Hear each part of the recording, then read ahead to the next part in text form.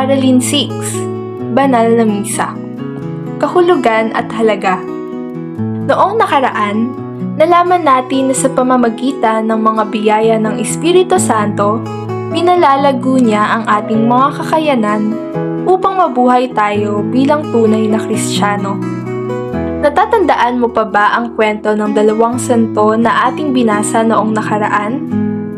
Ano ang magandang katangian nila na dapat nating tularan? Ang 7 kaloob ng Espiritu Santo ang nagbigay kay San Lorenzo Ruiz at San Pedro Calungsod ng grasya upang maisabuhay nila ng tapat ang kanilang pagiging Kristiyano, kahit na ang maging kapalit nito ay ang kanilang sariling buhay. Natapos na natin ang pag-aaral tungkol sa sakramento ng kumpil. Ngayon naman ay ating pag-aaralan ang sakramento ng Eucharistia o ang banal na misa. Sa aralin ngayon, tayo ay inaanyayahan ng Diyos na tignan ang halaga ng banal na Eucharistia o misa sa ating buhay. Tayo ay mahal at di pababayaan ng Diyos. Palagi nawa tayong magdasal at dumalo sa banal na misa upang higit na makilala si Jesus at ang kanyang pag-ibig sa atin. Ihanda na natin ang ating sarili para sa katekismo. Kasama natin si Jesus sa aralin na ito, kaya magalak tayo. Ngalan ng Ama, ng Anak, at ng Espiritu Santo.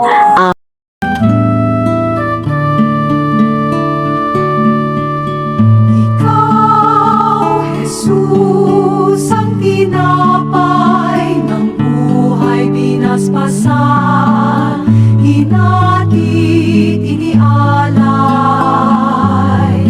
Buhay na ganap ang sa aming kaloob at pagsasalong walang hanggan. Ngalan ng Ama, ng Anak, at ng Espiritu Santo.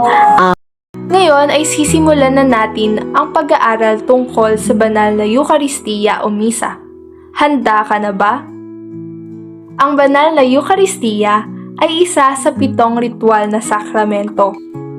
Basahin ang paliwanag tungkol dito gamit ang kahulugan ng salitang sakramento. Ang sakramento ay mga mapagligtas na masimbolong kilos o mga nakikitang tanda na nagbumula sa buhay ni Kristo at ipinagpapatuloy sa simbahan upang magbigay ng biyaya. Mula sa kahulugan ng sakramento, ang banal na Eucharistia, mapagligtas. Ang Eucharistia ay nagbibigay ng buhay na walang hanggan. Nakikitang tanda ng pag-ibig ng Diyos. Kasama natin ng Diyos sa banal na misa sa 4 na paraan. Nagmumula sa buhay ni Kristo. Ang huling hapunan ang pinakaunang banal na misa. Ipinagpapatuloy sa simbahan. Ang pagdiriwang ng banal na misa ay pagtupad ng simbahan sa utos ni Jesus. Nagbibigay ng biyaya. Tumatanggap tayo ng mga biyaya sa pamamagitan ng banal na Eucharistia. Ang Eucharistia ay mapagligtas. Ako ang pagkaing nagbibigay buhay na bumaba mula sa langit. Mabubuhay magpakailanman ang sino mang kumain nito. At ang pagkaing ibibigay ko sa ikabubuhay ng sanlibutan ay ang aking laman. Ang kumakain ng aking laman at umiinom ng aking dugo ay may buhay na walang hanggan. Ano ang sinasabi sa atin ni Jesus mula sa Biblia? Ang Eucharistia o ang Holy Communion ang pinakadakilang regalo sa atin ni Jesus. Ibinigay niya sa atin ang kanyang sarili upang tayo ay tunay na magkaroon ng buhay. Hindi lamang basta buhay na nakakahinga at nakakikilos, kundi buhay sa piling sa Diyos. Kapag tayo'y tumatanggap ng banal na komunyon ng may pagmamahal at paggalang sa Diyos, mas makikita natin ang pagkilos ng pag-ibig ng Diyos sa ating buhay. Sa biyaya at kapangyarihan ng Diyos, nagkakaroon tayo ng lakas na gumawa ng mabuti, magmahal, magpatawad at magbigay ng tulong. Halimbawa, si Dominic Savio ay isang kabataan na araw-araw nagsisimba at tumatanggap ng banal na komunyon. Naglakas loob na bumuo ng isang barkadahan na kung saan ang kanilang pangako ay ang gumawa lamang ng kabutihan sa pamamagitan ng pagtulong sa ibang tao. Masiyahing bata si Dominic Savio at maraming gustong makipagkaibigan sa kanya. Siya ay itinanghal na pinakabatang lalaking santo sa buong mundo. Ganyan ang nagagawang kabutihan ng pagsisimba at pagtanggap sa banal na komunyon. Naligtas si Dominic Savio sa kapahamakan o kasamaan ng mundo. Bilang kabataan, kayang-kaya rin natin maging katulad ni Dominic Savio. Kailangan lamang ay naisin natin na mapabuti ang ating buhay sa pamamagitan ng banal na Eucharistia. Ang Eucharistia ay nakikitang tanda ng pag-ibig ng Diyos. Saan man may dalawa o tatlong nagkakatipon dahil sa akin, naroon akong kasama nila. Kasama natin ng Diyos tuwing tayo'y sama-samang nagdarasal at nagsisimba. Alam mo ba na kasama natin si Jesus sa banal na misa sa 4 na paraan? Number 1. Sa katauhan ng pari. 2. Mga pagbasa sa misa. 3. Kasapi ng simbahan. 4. Sa kabanal-banalang Eucharistia. Number 1. Kasama natin si Jesus sa katauhan ng pari. Ang pari ay kinatawan ni Jesus. Kapag siya ay nagmimisa, siya ay gumaganap sa katauhan ni Jesus. Number 2. Kasama natin si Jesus sa mga pagbasa sa misa. Nagsasalita si Jesus sa atin sa mga pagbasa mula sa Biblia, ang salita ng Diyos. Number 3. Kasama natin si Jesus sa mga kasapi ng simbahan. Ang simbahan, tayong lahat na nabinyagan, ay bumubuo sa katawan ni Kristo.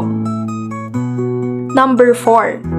Kasama natin si Jesus sa kabanal-banalang Eucharistia. Ang nabasbasang tinapay at alak ay tunay na katawan at dugo ni Jesus. Ang pagtanggap sa ostya ay pagtanggap kay Jesus mismo. Sa mga pag-aaral sa Eucharistic miracles, gaya sa nangyari sa Lanciano, Italy, nakita na ang ostya ay naging bahagi ng laman ng tao, heart muscle. Ang Eucharistia ay nakabatay sa buhay ni Jesus.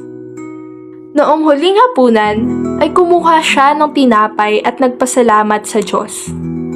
Pagkatapos ay hinati-hati niya ang tinapay at ibinigay sa mga alagad. Sinabi niya, "Ito ang aking katawan na inihahandog para sa inyo.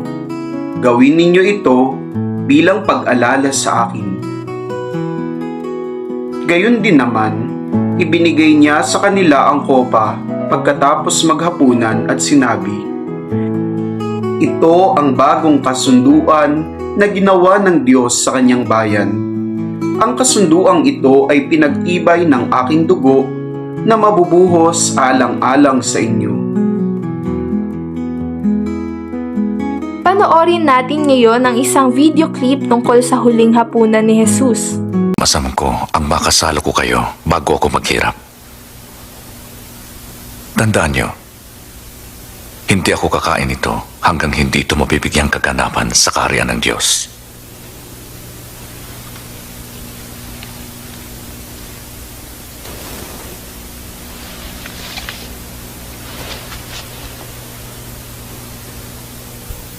Purihin ka, o aming Diyos, Hari ng sansinukob, na nagbibigay ng bunga.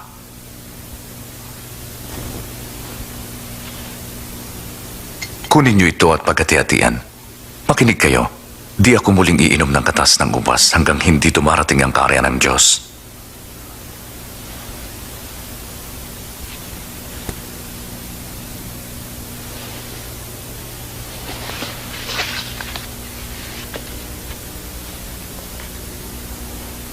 Purihin ka, o aming Diyos, Hari ng sansinukob, na nagbibigay ng tinapay.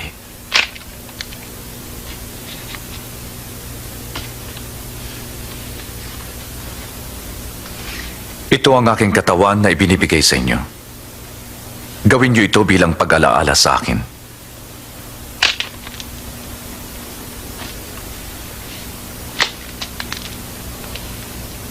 Ang sarong ito ang bagong tipan ng aking dugo na nabuhos dahil sa inyo.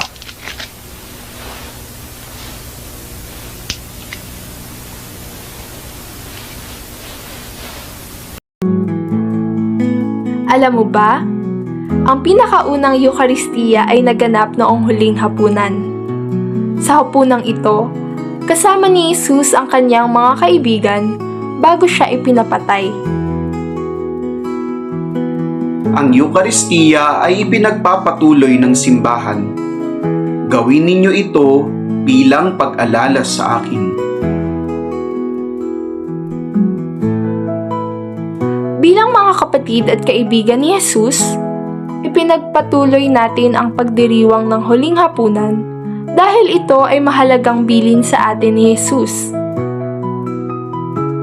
Tinutupad natin ang bilin ni Jesus tuwing tayo ay nagdiriwang at dumadalo sa banal na misa.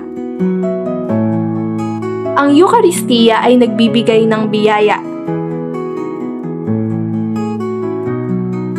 Ang mga salita ng Diyos ay nagbibigay gabay sa ating buhay. Kapag nakikinig tayo sa salita ng Diyos na ipinahahayag sa misa, mas nakikita natin ang kahulugan ng buhay, saan tayo papunta, ano ang dapat gawin. Ang Eucharistia ay ang pinakadakilang regalo ng Diyos sa atin.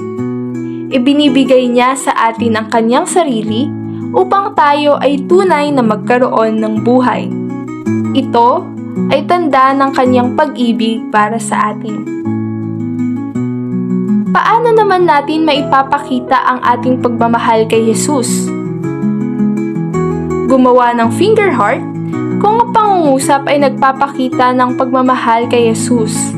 At kung ang pangungusap ay hindi nagpapakita ng pagmamahal kay Jesus, magpakita ng sad face.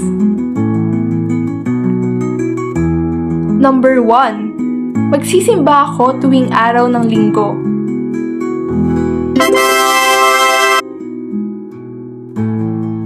Number 2.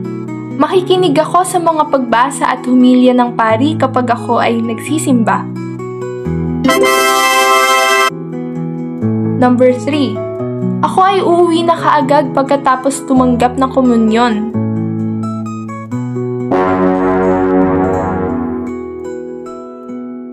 Number 4. Kakausapin ko ng taimtim si Jesus na aking tinanggap sa anyo ng tinapay.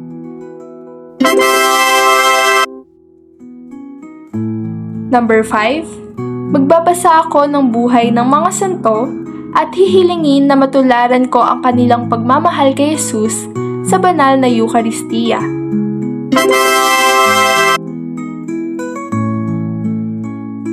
Number 6. Tatanggapin ko ng may paggalang ang osya dahil ito ay tunay na katawan ni Kristo.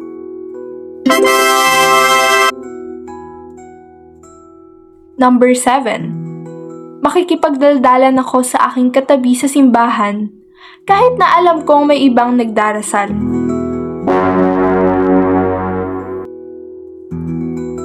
Number 8. Tatanggap ako ng komunyon tuwing magsisimba dahil pinalalakas ako ni Jesus sa aking pagtanggap ng Eucharistia.